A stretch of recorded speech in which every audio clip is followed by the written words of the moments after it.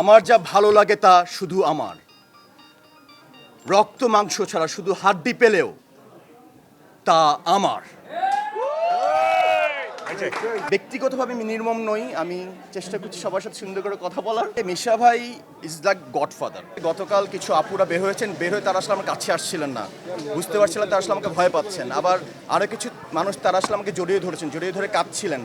Because কী হয়, একটা চরিত্র তো আসলে ফিল্মের একটা অংশ, তারা ফিল্ম থেকে যে মেসেজটা নিয়ে গিয়েছে, বাংলাদেশের বর্তমান সমাজ বা যেটাই বলি যে পুরুষ এবং নারী আমরা সমান ভাবলেও কিছু কিছু ক্ষেত্রে তো অনেক নিপীড়ন ঘটছে। তারা আসলে এই ফিল্মটার এই মেসেজটা নিয়ে গিয়েছে যে আসলে কিভাবে একটা ফ্যামিলি হোক বা সব জায়গায় পুরুষ এবং নারী একসাথে থাকতে পারে, সেই পারস্পরিক সম্পর্ক এবং সম্মানটা বজায় থাকে, নারীদেরকে আগলে কীভাবে রাখতে হয়, এই পুরো জিনিসটা আসলে তার এই মেসেজটা নিয়ে গেছে।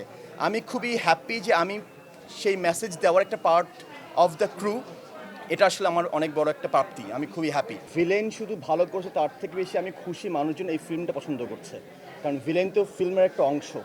একটা চরিত্র হিসেবে যদি উঠে আসতে পারি এবং সেটা যদি ফিল্মের ভালো হওয়ার জায়গায় কন্ট্রিবিউট করতে পারে, সেটা আমি আসলে সবচেয়ে বেশি পছন্দ করছি। আর ব্যক্তিগতভাবে আসলে আমি খুবই খুশি যে মানুষজন, একদল মানুষ আমাকে হেট করছে, আরেকদল মানুষ আমাকে ভালোবাসছে, বিকজ দুইটাই হচ্ছে বিকজ ক্যারেক্টারটা তারা বিলিভ করতে পারছে। এটা আসলে অনেক বড় একটা প্রাপ্তি। আর সব কিছু হয়েছে থ্যাঙ্কস টু সানি ভাই অ্যান্ড দ্য এন্টায়ার টিম। একটুকে রিপন ভাই বলছিলেন যে সানি ভাইয়ের ব্রিফ এত প্রিসাইজ, এত অ্যাকুরেট যে উনি একদম বলে দিয়েছে যে আমি এরকম একটা ক্যারেক্টার দেখছি এজাজ, এটার লুক অ্যান্ড ফিল এরকম, ওর চিন্তাভাবনা এরকম, সে এইভাবে অ্যাকশন করছে, এরকম ভাবছে। এত সুন্দর ব্রিফিংয়ের পর পারফরমেন্স করা যে কোনো একটার জন্য খুব সহজ হয়ে যায়। তো আমি খুবই লাকি, আমি খুবই হ্যাপি। আপনি এত নির্মম হলেন কেন?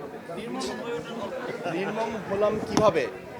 নির্মম হওয়ার জন্য এই ক্যারেক্টারটা ব্যাকগ্রাউন্ড অনেক হেল্প করেছে। ক্যারেক্টারটা কী দিয়ে গিয়েছে, যারা ফিল্মটা দেখেছেন তারা আসলে জানেন যে মানুষজন কখন একটা ভিন্ন দিকে তার মানসিকতা চলে যায়, সে হয়তো আবার সাধারণ মানুষের মতো থাকে না, তার মানসিকতা পরিবর্তন ঘটে, সব কিছু ঘটে আসলে পরিবার থেকে শুরু হয়। সো সেই কনটেক্সটটা এগেন সানি ভাই আমাকে হেল্প করেছে বোঝার জন্য, আমি সেটা ধারণ করার চেষ্টা করেছি। ব্যক্তিগতভাবে আমি নির্মম নই, আমি চেষ্টা করছি সবার সাথে সুন্দর করে কথা বলার, বাট ক্যারেক্টারের জন্য আমাকে নির্মম হতে হয়েছে থ্যাঙ্কস টু সানি ভাই। সবার আগে মিশা ভাই ইজ দ্য গডফাদার, ঠিক আছে? উনি হলেন এই জায়গায়, ওনাকে নিয়ে আমি আর কোনো কিছু বলবো না, বাট যদি থাকে না সুপারস্থম হিসেবে যদি বলি, আমি আসলে এত ভালো ভালো অভিনেতাদের সাথে কাজ করতে পেরেছি। মিশা ভাই মানে আমার বাবার চরিত্রে অভিনয় করেছেন, ওনার পাশে কাজ করতে পেরে আমি যতটুকু শিখেছি এটা আসলে অনেক বড় প্রাপ্তি।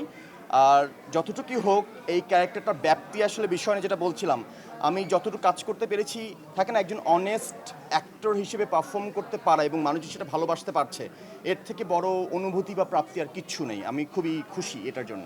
আমি আসলে থাকে না ওপেন ফর এনি রোল, এটা ভিলেইন হোক, অ্যান্টাগনিস্ট হোক বা যে কোনো ক্যারেক্টার। একজন অভিনেতা, যেটা রনিক রূপন ভাই খুব সুন্দর করে আর্টিকুলেট করেছেন, জলের মতো সামনে যেই ধরনের কাজ থাকবে আমার চেষ্টা থাকবে ওই কাজটায় মিশে যাওয়া। যেটা অনেকে বলছেন না যে এরকম তো দেখিনি, কেন এইভাবে নির্মম কীভাবে হতে পারলে নির্মম। সো সামনে হয়তো নির্মমের জায়গায় আমি খুব সুখম হব, যেটার ক্যারেক্টার ডিপেন্ড করবে। I will be open for that.